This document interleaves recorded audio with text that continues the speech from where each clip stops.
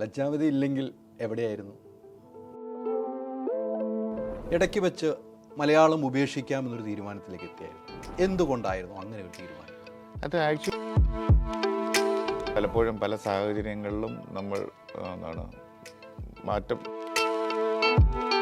ചെയ്യാൻ പാടില്ലാത്തതാണ് ചെയ്തത്. ഇതൊരു ടൈറ്റിൽ ആവാൻ ചാൻസ് ഉണ്ട്. നമുക്ക് എപ്പോഴും യൂണിവേഴ്സിറ്റി കോളേജ് എന്ന് പറയുമ്പോൾ എനിക്ക് ആദ്യം ആരു നീ എന്നോ മലേ മിഴികൾ തേടും രാഗമോ ഇഷ്ടപ്പെടണമെന്നുള്ളൊരാഗ്രഹം എപ്പോഴും എനിക്ക്. പിന്നെ ഒരു സിറ്റുവേഷന് വേണ്ടി നമ്മൾ കാണുകയാണെങ്കിൽ കണ്ട് തെറ്റുവല്ലോ ഉണ്ടെങ്കിൽ എന്നെ വിളിക്കും. അതുകൊണ്ട്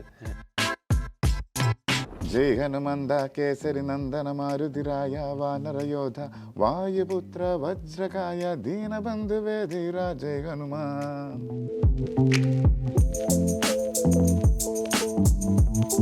ഓക്സിജനിൽ ഏപ്രിൽ 10 വരെ എസികൾക്ക് വമ്പിച്ച വിലക്കുറവ്. ഉടൻ ഷോറൂം വിസിറ്റ് ചെയ്യൂ. Oxygen, the cooling expert. നമസ്കാരം. എനിക്ക് ഏറ്റവും ഇഷ്ടപ്പെട്ട ഒരു ഗായകൻ. ആ ഗായകൻ എത്ര പാട്ട് പാടിയാലും ഒരു പാട്ട് കൊണ്ട് മാത്രമേ പ്രേക്ഷകർ ഇന്നും ഏറ്റെടുക്കുകയുള്ളൂ. പേരും പറയുന്നില്ല, പാട്ടും പറയുന്നില്ല. ഗായകനെ നേരിട്ട് നമുക്ക് പരിചയപ്പെടാം. നമസ്കാരം. ഞാൻ പറഞ്ഞത് സത്യമല്ലേ? സത്യമാണ്. ആ പാട്ടാണ് ഇപ്പോഴും അല്ലേ? അതാണ്. ലജ്ജാവതി ഇല്ലെങ്കിൽ എവിടെയായിരുന്നു? എങ്ങുമില്ല. അത് തന്നെയാണ് ഒരു സത്യം. അതെ. ഒത്തിരി പാട്ടുകൾ പാടി. എനിക്ക് തോന്നുന്നു ജാസി പാടി വെച്ചിരിക്കുന്ന പാട്ടുകളൊക്കെ ഹിറ്റുകളിലേക്കും പോയിട്ടുണ്ട്. അതെ. ഇടയ്ക്ക് വെച്ച് മലയാളം ഉപേക്ഷിക്കാമെന്നൊരു തീരുമാനത്തിലേക്ക് എത്തിയായിരുന്നു. അങ്ങനെ എവിടെയോ പറഞ്ഞതായിട്ട് എൻ്റെ ഓർമ്മയിൽ വരും. എന്തുകൊണ്ടായിരുന്നു അങ്ങനെ ഒരു തീരുമാനം? അത് ആക്ച്വലി അത് ഇൻഡസ്ട്രി കുറച്ച് കഴിഞ്ഞ ശേഷം ഞാൻ പിന്നെ കന്നഡ പടങ്ങൾ കമ്പോസ് ചെയ്യാൻ വേണ്ടി കയറി. ആ സമയത്ത് ഇവിടെ പടങ്ങൾ കുറവായിരുന്നു. അങ്ങനത്തെ ഒരു സംഭവത്തിലാണ് ഉപേക്ഷിക്കുക എന്നുള്ളത്. ആക്ച്വലി നമ്മളത് പറഞ്ഞു പോയ വാക്കുകളിൽ സംഭവിച്ചതാണ്.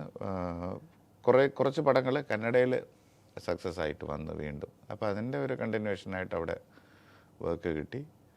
അതുകൊണ്ട് കന്നഡയിൽ സ്റ്റക്ക് ഓൺ ആയിരുന്നു. ഏതാണ്ട് ഒരു 50ഓളം പടങ്ങൾ കന്നഡയിൽ മ്യൂസിക് ചെയ്തു. പ്രശ്നം റിലീസാകാനും ഇനി 2-3 കന്നഡ പടങ്ങളാണ് ഉള്ളത്. ഇനിയുമുണ്ട്. അത് പറഞ്ഞത് പിന്നീട് വേണ്ടായിരുന്നു എന്ന് തോന്നിയോ? അത് ആക്ച്വലി ഞാൻ അങ്ങനെ ഒരു ലിറ്ററലി ഉപേക്ഷിക്കുന്നു എന്നുള്ളതല്ല പറഞ്ഞത്. സംസാരത്തിൽ അങ്ങനെ വന്നു. കാര്യം നമുക്ക് ഒരിക്കലും അങ്ങനെ നമുക്ക് പറയാൻ പറ്റില്ലല്ലോ. ഒരിക്കലും അങ്ങനെ പറയാൻ പറ്റില്ലല്ലോ. പക്ഷെ അത് പിന്നീട് ചർച്ചയായിപ്പോയി. അതെ അതെ അതെ. അത് വേദന ഉണ്ടാക്കിയോ? വേദന എന്നുള്ളൊരു സംഭവം ആക്ച്വലി മ്യൂസിക്കിനകത്ത് ഉണ്ടല്ലോ. അതൊരു വേദന ഏറ്റവും വലിയ വേദനയാണല്ലോ. അത് നമ്മളങ്ങനെ അത് പലപ്പോഴും പല രീതിയിൽ അറിയാമല്ലോ. ഇപ്പോൾ ഇൻഡസ്ട്രി എന്താണ് അതിൻ്റെ കൂടെ സഞ്ചരിക്കുകയാണ് യഥാർത്ഥത്തിൽ ഞാൻ കണ്ടിട്ടുള്ളിടത്തോളം നമുക്ക് പോസിബിൾ ആയിട്ടുള്ള കാര്യം. പല സ്ഥലങ്ങളിലും നമ്മൾ പോയി നമ്മുടെ ചാൻസുകൾക്ക് വേണ്ടി പണ്ട് മുതലേ ആരും അങ്ങനെ സമീപിക്കാറില്ല. വരുന്നതെല്ലാം നമ്മുടെ ഒരു ബേസിക് ടാലൻറ്റ് കണ്ടിട്ട് വരുന്ന പടങ്ങളാണ്. പ്രത്യേകിച്ച് അവസരങ്ങൾക്കായിട്ട് പോയി ആർക്കും അങ്ങനെ കൊടുത്തിട്ടില്ല. അങ്ങനെ ഡെമോ കാണിച്ചിട്ടുള്ള ഒരേ ഒരു ഡയറക്ടർ ജയരാജ് സാർ തന്നെയാണ്. അതല്ലാതെ ആർക്കും അങ്ങനെ അവസരങ്ങൾക്ക് വേണ്ടി പോയിട്ടില്ല. അപ്പോൾ പടങ്ങളുടെ സ്വഭാവം അറിയാമല്ലോ. ഒരു സമയത്ത് നമുക്ക് ഒരു പടത്തിൻ്റെ ഒരു വിജയവും ഇതെല്ലാം വീണ്ടും ഇത് ചെയ്തു വരുമ്പോഴാണല്ലോ അടുത്തതിലേക്ക് പോകുന്നത്. എനിക്ക് തോന്നുന്നു അത് കഴിഞ്ഞിട്ട് പാട്ടുകളുടെ തന്നെ ഒരു ബ്രേക്ക് വീണ്ടും എനിക്ക് തോന്നിയത് ഇൻസ്റ്റാഗ്രാമൊക്കെ വഴി വീണ്ടും ഒരു ബൂം ഉണ്ടായപ്പോഴത്തേക്കാണ് വീണ്ടും ആക്ച്വലി ഒരു മെയിൻ സ്ട്രീം മലയാളത്തിലേക്ക് വരാൻ പറ്റിയത്. അത് പഴയ പാട്ടുകൾ കൊണ്ട് തന്നെയാണ് എന്ന് വെച്ച് പറയാം. അതെ, പഴയ പാട്ടുകൾ കൊണ്ട്. അതെ. ഇപ്പം പുതിയ പാട്ടുകൾ ഒത്തിരി ഇറങ്ങുന്നുണ്ട്. ഇപ്പം നേരത്തെ പറഞ്ഞു കന്നഡയിലൊക്കെ ഉണ്ട്, മറ്റു ഭാഷകൾ പോകുന്നു. ഇപ്പം മലയാളത്തിൽ പുതിയ പാട്ടുകൾ ഒത്തിരി മ്യൂസിക് ഡയറക്ടറും വരുന്നുണ്ട്.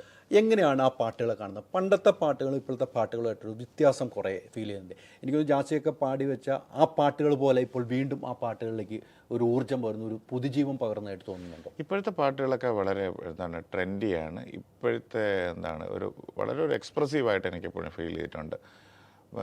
കുറച്ച് നാൾക്ക് മുമ്പിലുള്ള പാട്ട് അതല്ലാതെ ഇപ്പോഴും വളരെ എക്സ്പ്രസീവായിട്ട് എല്ലാ പാട്ടുകളും തോന്നുന്നുണ്ട്. പിന്നെ ഇപ്പോഴത്തെ മ്യൂസിക് ഡയറക്ടേഴ്സൊക്കെ എല്ലാവരും എനിക്ക് തോന്നുന്നു എല്ലാ ജോണറും കേൾക്കുന്ന ആൾക്കാരും അഡാപ്റ്റ് ചെയ്യാൻ ആഗ്രഹിക്കുന്നതും അങ്ങനത്തെ ഒരു വൈഡർ ഒരു എക്സ്പോഷർ ആക്ച്വലി ഇപ്പോഴത്തെ മ്യൂസിക്കിന് ഫീൽ ചെയ്യുന്നുണ്ട്. അത് പിന്നെ മാത്രമല്ല നമ്മുടെ ഒരു ക്രോസ് കൾച്ചർ ഒരു ഇന്ത്യൻ മ്യൂസിക്കിലോട്ടൊക്കെ വരുന്നല്ലോ. മലയാളം തന്നെ ഇപ്പോൾ തെലുങ്ക് ആകുന്നുണ്ട്, ബാക്കിയുള്ള ലാംഗ്വേജുകളിലൊക്കെ പോകുന്നൊരു സ്വഭാവം ഇപ്പോഴും വന്നിട്ടുണ്ട്. ഇതെനിക്ക് തോന്നുന്നു അത് ആ സമയത്ത് 20 years ബാക്ക് ഫോർ ദ പീപ്പിളിന് ഇതുപോലെ കിട്ടിയൊരു ഭാഗ്യം ഉണ്ടായിരുന്നു. തീർച്ചയായിട്ടും. ഈ ഇടയ്ക്ക് ഒരു സംഭവം ഉണ്ടായി, എല്ലാം വിശദീകരിച്ചാണ് ഞാനും വിളിച്ച് സംസാരിച്ചത്. അത് ഏറ്റവും ജാസിയുടെ ജീവിതത്തിൽ ഏറ്റവും വേദന ഉണ്ടാക്കിയ ഒരു സംഭവമായിട്ട് ഞാൻ കാണുന്നു.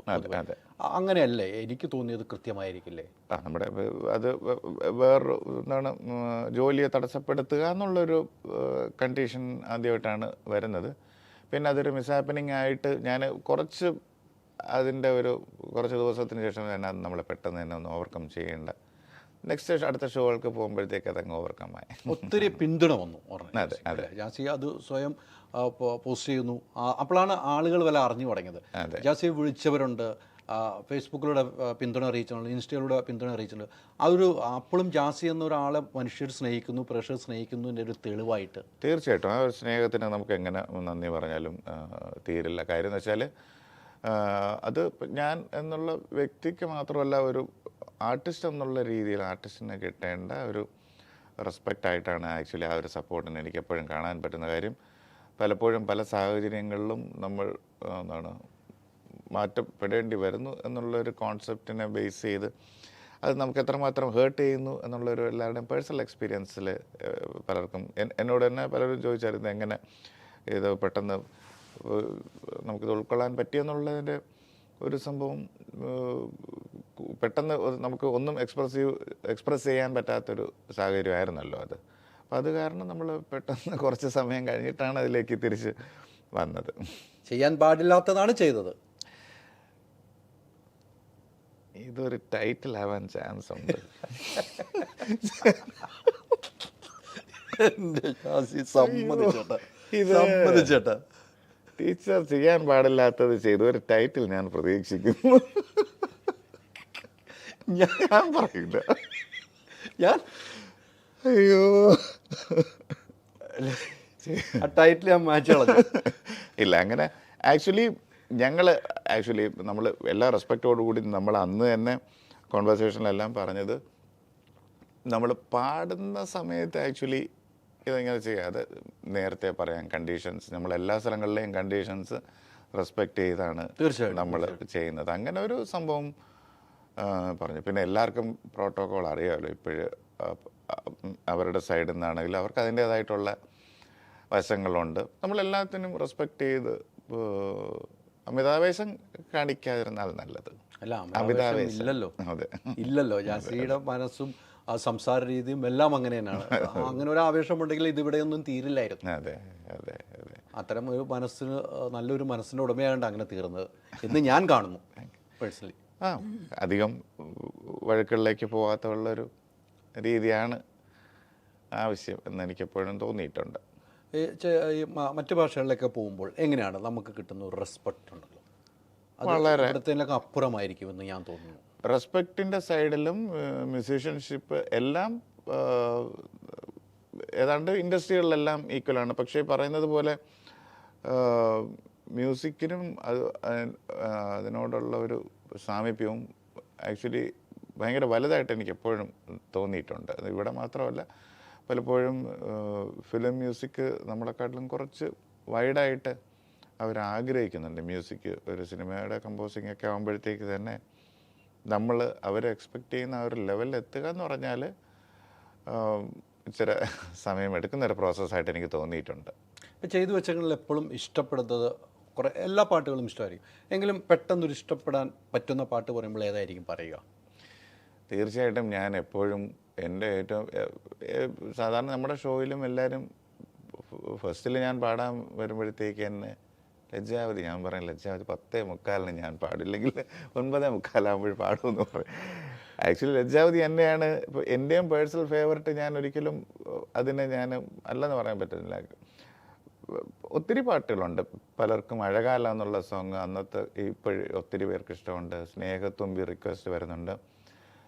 പിന്നെ 100 ആശകൾ, മെലഡി അരികിൽ നിന്നാൽ ഇങ്ങനത്തെ മെലഡിക് സോങ്സിനോട് ഇഷ്ടമുള്ളവരത് പറയും. അങ്ങനെ എല്ലാ പാട്ടും നമുക്ക് അങ്ങനെ ഒന്നും മാറ്റി നിർത്താൻ പറ്റില്ലല്ലോ. ജാസി സ്വന്തമായിട്ട് ഒന്ന് കേൾക്കാൻ അല്ലെങ്കിൽ എനിക്ക് സ്വന്തമായിട്ട് പാടണമെന്ന് തോന്നുമ്പോൾ ഏത് പാട്ടാണ് പാടുക? ഞാൻ സത്യത്തിൽ ഞാൻ എൻ്റെ എല്ലാ പാട്ടിൻ്റെയും വേർഷൻസ് പലതും എനിക്ക് വരാറുണ്ട്. പല ആൾക്കാർ അൺപ്ലഗ്ഡ് ആയിട്ട് വായിക്കുന്നത് എത്താറുണ്ട്. ഇൻസ്റ്റാഗ്രാമിൽ എനിക്ക് ഡയറക്റ്റ് അയക്കാറുണ്ട്. ഞാൻ മാക്സിമം എല്ലാം കേൾക്കും. എനിക്കെല്ലാം വളരെ ഇഷ്ടമാണ്. പുതിയ രീതിയിൽ അവർ പ്രസൻറ്റ് ചെയ്യുന്നത് ഇഷ്ടമാണ്. അതിപ്പോൾ ഫാസ്റ്റ് ആണെങ്കിലും സ്ലോ ആണെങ്കിലും ചില ഫാസ്റ്റായിട്ടുള്ള പാട്ടുകൾ കുറച്ച് മെലഡിക്കായിട്ട് പ്ലേ ചെയ്ത വേർഷൻസ് വരാറുണ്ട്. എല്ലാം ഞാൻ ശ്രദ്ധിച്ച് കേൾക്കും. പറ്റുകയാണെങ്കിൽ അവർക്ക് ഇപ്പോൾ എന്തെങ്കിലും മെസ്സേജ് ചെയ്യും, അങ്ങനെ എന്തെങ്കിലും സംഭവം കൊടുക്കും. അങ്ങനെ എപ്പോഴും. പിന്നെ എനിക്കും ഈ ഫാസ്റ്റ് നമ്പേഴ്സിനോടൊരു താല്പര്യം എപ്പോഴും ഉണ്ട്. പണ്ട് മുതലേ ഉള്ളിൽ ഇരുന്ന് ഡാൻസ് ചെയ്യാൻ ആഗ്രഹിക്കുന്ന ആൾക്കാരിൽ ഒരാളാണ്. ഉള്ളിലിരുന്ന് സ്വപ്നങ്ങളിലെ ഒരു ഡാൻസുകാരൻ. ഡാൻസ് സോങ്സിനോട് പണ്ടേ ഒരു ഇഷ്ടമുണ്ട്. അത് ആ ടൈപ്പ് ഒത്തിരി കേൾക്കുന്നതുകൊണ്ടായിരുന്നു ആ സമയം പോപ്പുലറായിട്ടുള്ള ഒത്തിരി പാട്ടുകൾ. അതുകൊണ്ട് ഡാൻസ് സോങ്സ് കേൾക്കാൻ എപ്പോഴും ഇഷ്ടമാണ്, പോസിറ്റീവായിട്ടുള്ളത്. നമുക്ക് ഒരു ഏറ്റവും ചേർത്ത് പിടിക്കപ്പെട്ടത്, എന്നും എന്നെ ചേർത്ത് പിടിക്കപ്പെട്ടതെന്ന് ഒരാൾ പറയുകയാണെങ്കിൽ ആരെയായിരിക്കും പറയാൻ പറ്റുമോ ജാസിക്ക്? തീർച്ചയായിട്ടും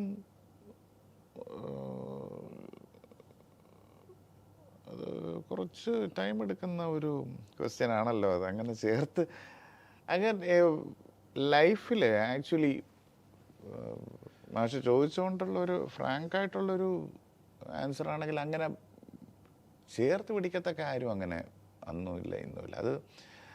അത് എൻ്റെ ഒരു ലൈഫിൻ്റെ ഒരു ട്രാവലിങ്ങും അങ്ങനെ തന്നെയായിരുന്നു. അപ്പം മാക്സിമം ഒറ്റയ്ക്കുള്ള യാത്ര തന്നെയായിരുന്നു അന്നും. ഇപ്പോഴാണെങ്കിലും അത് മ്യൂസിക്കിലാണെങ്കിലും അല്ലാത്ത സംഭവങ്ങളിലും എല്ലാം ഒറ്റയ്ക്കുള്ള ഒരു യാത്ര തന്നെയായിരുന്നു കൂടുതൽ. പിന്നെ ആക്ച്വലി യൂണിവേഴ്സിറ്റി കോളേജിലെ ഒരു സുഹൃത്ത് ബന്ധം ഭയങ്കരമായിട്ട് സഹായിച്ചിട്ടുണ്ട്. നമ്മുടെ ഒരു സമയത്തുള്ള നമ്മുടെ ഒരു ക്യാരക്ടർ മോഡുലേഷനും എല്ലാം യൂണിവേഴ്സിറ്റി കോളേജ് ഭയങ്കരമായിട്ട് സഹായിച്ചിട്ടുണ്ട്. അവിടുത്തെ ഒരു സുഹൃത്ത് ബന്ധം ആക്ച്വലി എപ്പോഴും മനസ്സിൽ ഓർമ്മിക്കുന്നതാണ്. ആ സുഹൃത്ത് ബന്ധം ഇപ്പോഴും നിലനിർത്തി പോകുന്നുണ്ടോ? തീർച്ചയായിട്ടും. യൂണിവേഴ്സിറ്റി കോളേജിലെ ഒത്തിരി അവിടെ നഷ്ടങ്ങൾ സംഭവിച്ചിട്ടുണ്ട്. അവിടെ തീർച്ചയായിട്ടും നമുക്ക് എപ്പോഴും യൂണിവേഴ്സിറ്റി കോളേജ് എന്ന് പറയുമ്പോൾ എനിക്ക് ആദ്യം നമുക്ക് ബാലുവിൻ്റെ പേര് തന്നെയാണ് ഓർമ്മ വരുന്നത്.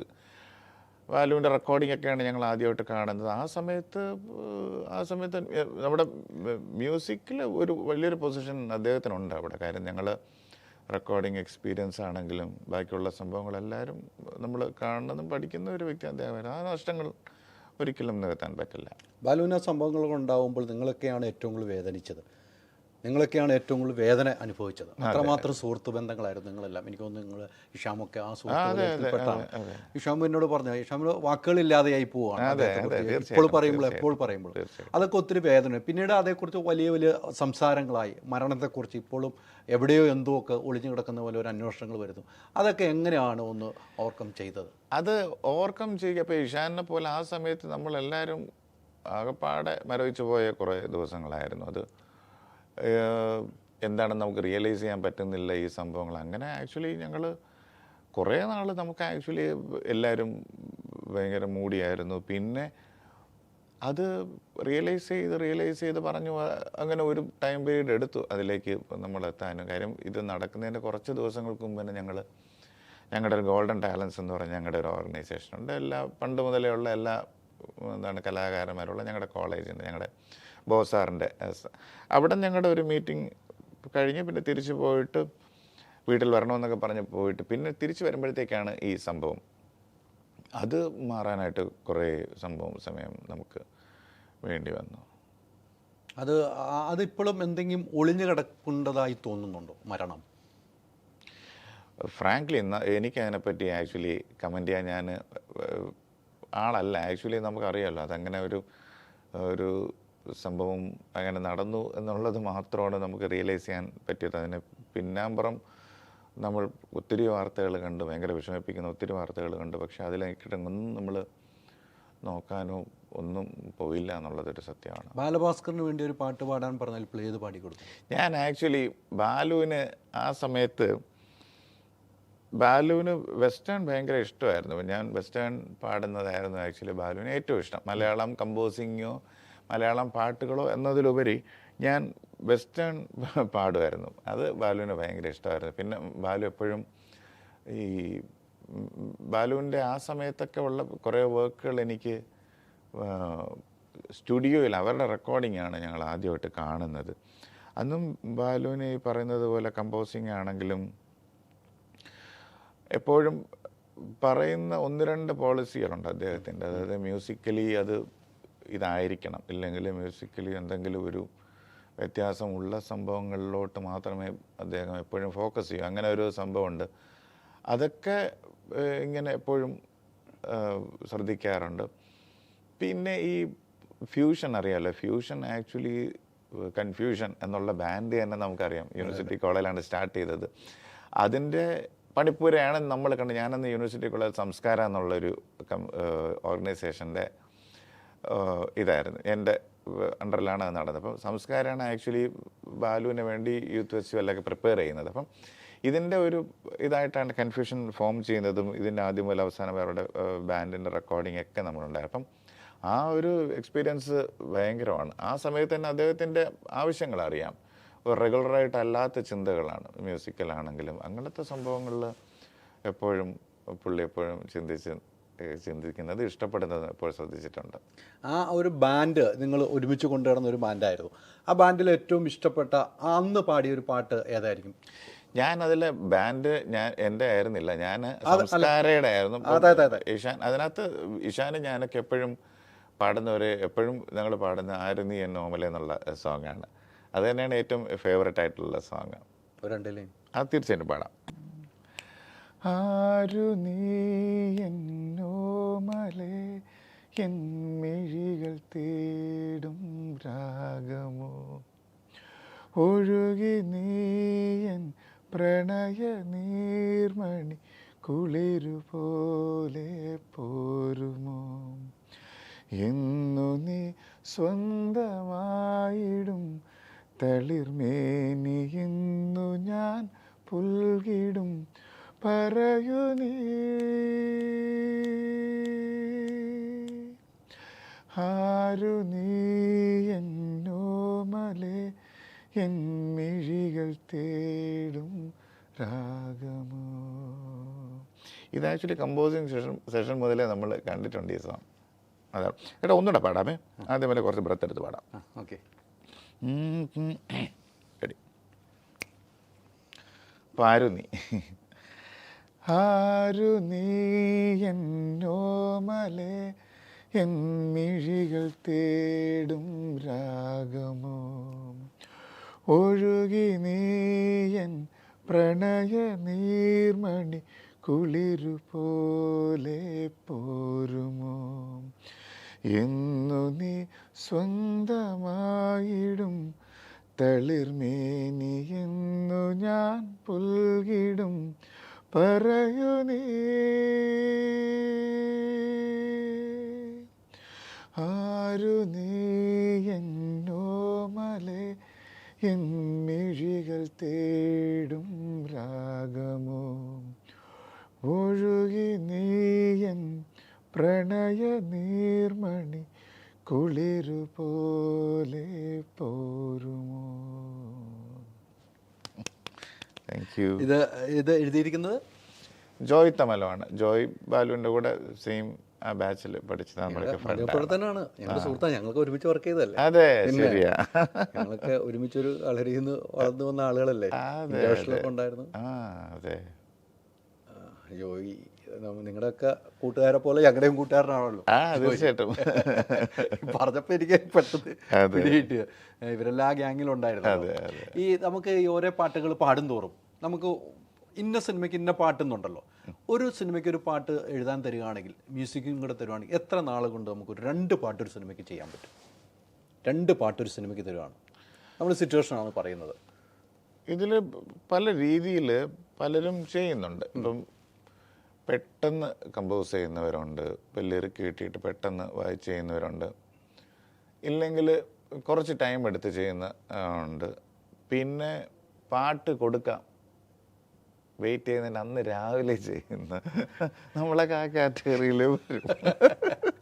പാട്ട് കൊടുക്കാമെന്ന് പറയും, അന്ന് രാവിലെ ആയിരിക്കും മോസ്റ്റ്ലി ചെയ്യുന്നത്. ഇതിൽ എൻ്റെ ഒരു നിർബന്ധം എന്ന് വെച്ചാൽ ഞാൻ സാധാരണ ഒരു 3 ഓപ്ഷൻ വരെ ഞാൻ സബ്മിറ്റ് ചെയ്യും. കാര്യം വെച്ചാൽ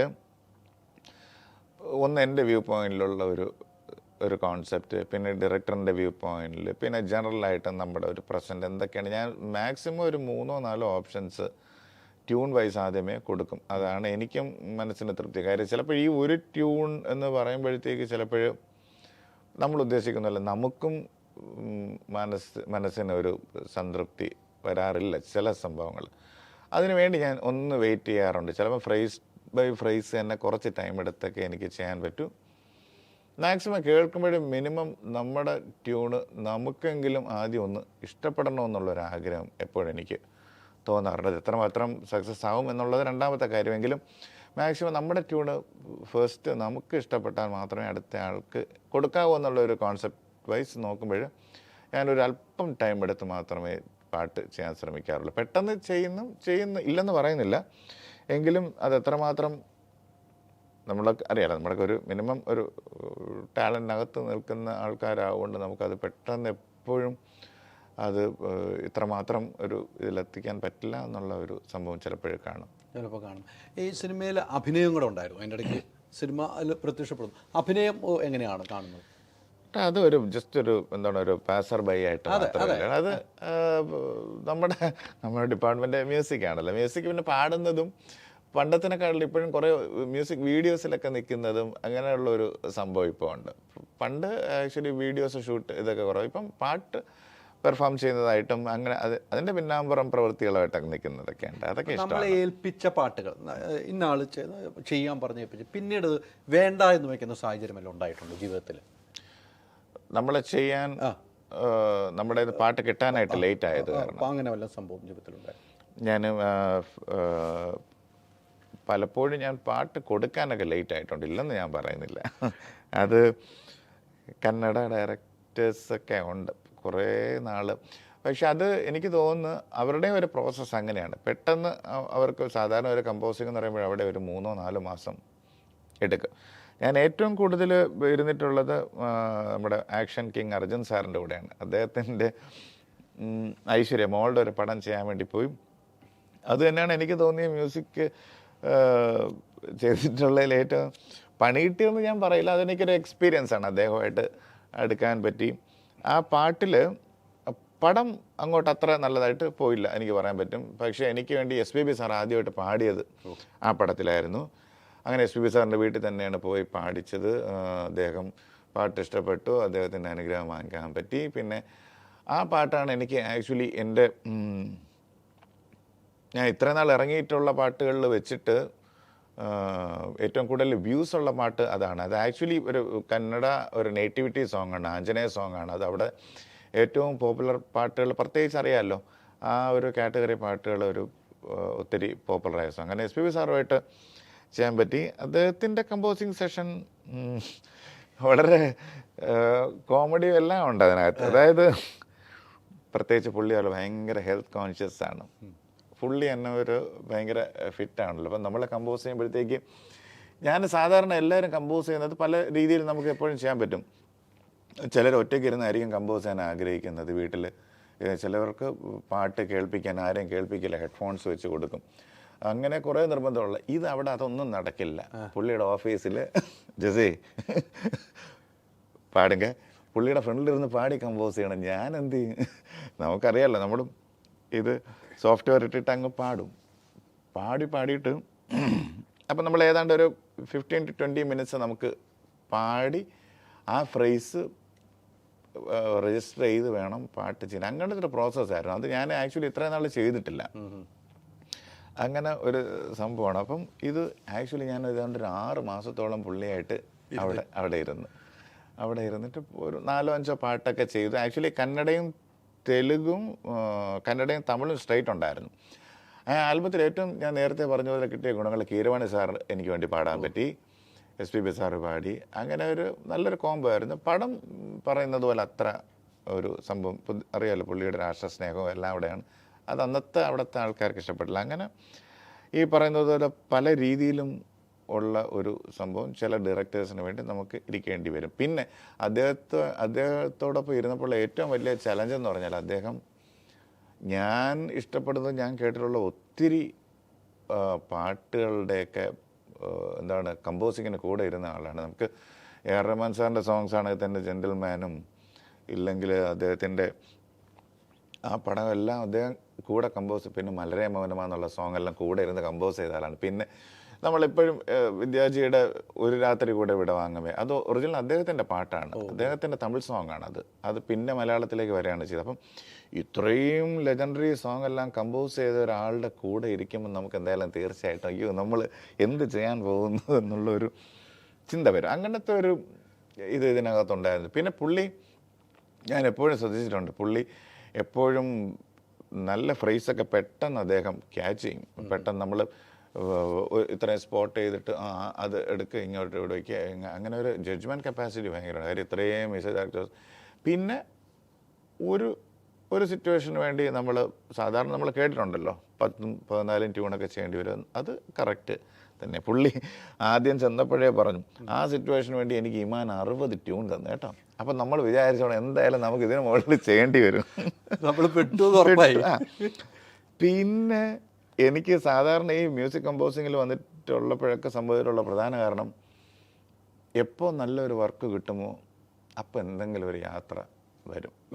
അന്ന് അദ്ദേഹത്തിൻ്റെ അത്യാവശ്യം ഷൂട്ടിംഗ് നടക്കുന്നതിൻ്റെ സമയത്തായിരുന്നു ഓണം പരിപാടി, ഓണം കോൺസേർട്ടൊക്കെ ഇങ്ങനെ. അപ്പം സാർ പറഞ്ഞു ഇല്ല ജെസ്സി ചാൻസേ ഇല്ല, പോകാൻ മുടിയാതെ ഇങ്ങനെ പണ്ണുങ്ക.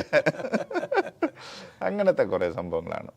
പിന്നെ എല്ലാം ഇതിൻ്റെ ഭാഗമാണല്ലോ, നമ്മളത് ഉൾക്കൊള്ളണം, അത്രേ ഉള്ളൂ. അതാണ് ഒരു വലിയൊരു എക്സ്പീരിയൻസ് ആട്ടോ. അതെ അതെ, ചോദിച്ചതപ്പോൾ അത് ഓർമ്മിക്കുമ്പോൾ തന്നെ ഒരു പേടിയുണ്ട്. പിന്നെ അദ്ദേഹം, ഞാൻ നേരത്തെ പറഞ്ഞ ഭയങ്കര ഹെൽത്ത് കോൺഷ്യസ് ആണ് അദ്ദേഹം. അറിയാമല്ലോ, ഫിസിക്കലി ഭയങ്കര ഫിറ്റാണ്. നമ്മൾ വയറൊക്കെ കൊണ്ട് പുള്ളി ഇടും എന്നെ ജസ് ചെയ്ത്. പിന്നെ പുള്ളി ഇത് ഹെൽത്തിനെ പറ്റി കുറേ ഡിസ്ക്രൈബ് ചെയ്യും. പുള്ളിയുടെ ഫ്രണ്ടിൽ വയറൊന്നും ചാടിക്കൊണ്ടങ്ങനെ ഇരിക്കാനേ പറ്റില്ല, എണീറ്റ് പോകാൻ പറയും. പിന്നെ ബാക്കിൽ കമ്പോസ് ചെയ്ത് ഇരിക്കുമ്പോഴത്തേക്ക് ബാക്കിലോട്ട് വന്ന് ഇവിടെയൊക്കെ എങ്ങനെ എന്നെ ജസ് എന്ന് പറഞ്ഞ് ഇടിക്കുന്നതൊക്കെ ഭയങ്കര ഒരു ഫണ്ണായിരുന്നു അദ്ദേഹത്തിൻ്റെ. അത് ഞാൻ ആക്ച്വലി പുള്ളി ആക്ഷൻ കിങ് ആണല്ലോ. നമ്മൾ ആദ്യമായിട്ട് പരിചയപ്പെടാൻ നേരത്ത് നമ്മൾ വേറെ രീതിയൊക്കെയാണ് വിചാരിച്ചത്. ഞാൻ നോക്കിയ ഭാഗത്ത് പുള്ളി ഒരു ബിസ്ക്കറ്റ് പാലിൽ കഴിച്ചുകൊണ്ടിരിക്കുന്ന കൊച്ചുകുട്ടികളെ പോലെ. അത് ഭയങ്കര എക്സ്പീരിയൻസ് ആയിരുന്നു. ഒരു ബന്ധങ്ങൾ അങ്ങനെയാണ്, പിന്നീട് ആ ബന്ധങ്ങൾ സൂക്ഷിക്കാനൊക്കെ കഴിയുന്ന വലിയ ഒരു കാര്യമാണല്ലോ. ആ പാട്ട് ഏതാണ് ഹിറ്റ് ആയത്? സിനിമ കൂടിയിൽ രണ്ടിലും ഓർക്കാൻ പറ്റുന്നുണ്ടോ? തീർച്ചയായിട്ടും ഞാൻ പാടിത്തരാം. ഈ പാട്ടിൻ്റെ കുറച്ച് പോർഷൻസ് ടിപ്പും കൂടെ പാടിയിട്ടുണ്ട്. ടിപ്പും SPB സാറും കൂടെ ഉള്ള ഒരു ഇതാണ്. അപ്പം ജയ് ഹനുമതി ഇത് ആക്ച്വലി ഇതിനു വേണ്ടി വെച്ച ലിറിക്കല്ല, നേരത്തെ ഒരു ട്രഡീഷണൽ ആയിട്ടുള്ള ഒരു മാസ്റ്ററിൻ്റെ ലിറിക്ക് എടുത്ത് അദ്ദേഹം ഇതിനു വേണ്ടി ഞങ്ങൾ. അപ്പം എന്തായാലും ഈ ഇൻ്റർവ്യൂ സാർ കാണുകയാണെങ്കിൽ കണ്ട് തെറ്റുമല്ലോ ഉണ്ടെങ്കിൽ എന്നെ വിളിക്കും. അതുകൊണ്ട് ഞാൻ വരി കറക്റ്റ് നോക്കിയാണ് പാടാൻ പോകുന്നത്. ഞാൻ തെറ്റിച്ചു. ജയ് ഹനുമന്ത കേസരി നന്ദന മാരുതിരായ വാനരയോധ വായുപുത്ര വജ്രകായ ദീനബന്ധുവേ ധീര ജയ് ഹനുമാൻ. ജയ് ഹനുമന്ത കേസരി നന്ദന മാരുതിരായ വാനരയോധ വായുപുത്ര വജ്രകായ ദീനബന്ധുവേ ധീര ജയ് ഹനുമാൻ. രഘുപതി ರಾಘವ ರಾಜಾರಾಮ ಎನ್ನುತ್ತಾ ಹಾಡುವ ನಮ್ಮ ಹನುಮ. ನಮೋ ರಾಮ ಭಕ್ತ ನೀನೇ ಸರ್ವಶಕ್ತ. ರಾಮನ ಮುಖ್ಯ ಪ್ರಾಣ ಹನುಮ, ಹನುಮಾನ ಪ್ರಾಣ ರಾಮ ನಾಮ. ರಾಮನ ಮುಖ್ಯ ಪ್ರಾಣ ಹನುಮ, ಹನುಮಾನ ಪ್ರಾಣ ರಾಮ ನಾಮ. ಜಯ ಹನುಮಂದ ಕೇಸರಿ ನಂದನ ಮಾರುತಿರಾಯ ವಾನರಯೋಧ ವಾಯುಪುತ್ರ ವಜ್ರಕಾಯ ദീനബന്ധുവേ ധീര ജയ ഹനുമാൻ. ഇതിൻ്റെയൊക്കെ അർത്ഥം ഉൾക്കൊണ്ട് തന്നെയല്ല പാടേണ്ടത്? അല്ല, നമ്മൾ അത്ര അർത്ഥം ഫുള്ള് എപ്പോഴും ഓർമ്മിച്ച് വയ്ക്കാൻ പറ്റില്ല. ലിറിക്ക് ആക്ച്വലി ആ സമയത്ത് നമ്മുടെ കൂടെ ലിറിസിസ്റ്റ് എപ്പോഴും കാണും. ആ സമയത്ത് എപ്പോഴും കൂടെ ഉണ്ടാകും. പിന്നെ ഓർക്കസ്ട്ര സമയം അങ്ങനെ എന്തെങ്കിലും അഡീഷണൽ ഇതിൻ്റെ ഒരു സപ്പോർട്ടീവ് ഓർക്കസ്ട്രയൊക്കെ വരുന്ന സമയത്ത് ആക്ച്വലി മാത്രമല്ല ഈ പടത്തിൻ്റെ സമയത്ത് നമ്മൾ എന്തായാലും ആ ഒരു ആംബിയൻസിലായിരിക്കും അവിടെ ഉണ്ടാവും. തീർച്ചയായിട്ടും അല്ലേ? തീർച്ചയായിട്ടും. ആ ഏത് മ്യൂസിക്, ഏത് നമ്മൾ ചെയ്യുന്ന പാട്ടിൻ്റെയും ആ ഏത് ഷൂട്ടിന് സ്ഥലത്തും പോകാറുണ്ടോ? ആക്ച്വലി വളരെ പേഴ്സണലായിട്ടുള്ള എന്താണ് ഇഷ്ടമുള്ള ഡയറക്ടേഴ്സ് നമ്മൾ ഒത്തിരി കൂടെ വർക്ക് ചെയ്ത് അങ്ങനെയുള്ള ഡയറക്ടേഴ്സിൻ്റെ കൂടെ പോകാറുണ്ട്. അവരുടെ സൈറ്റിൽ പോയിട്ടുണ്ട്, അങ്ങനെ പോയി നിൽക്കാൻ. ആക്ച്വലി പറയാൻ മറന്നു പോയ പാട്ടും ഏറ്റവും വലിയ നഷ്ടങ്ങൾ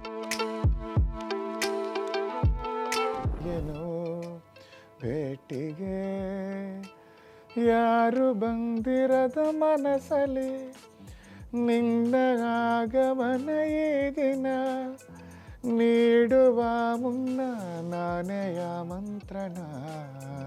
ലെജൻസ് പാടുമ്പോഴത്തേക്ക് എപ്പോഴും നമ്മുടെ പാട്ട്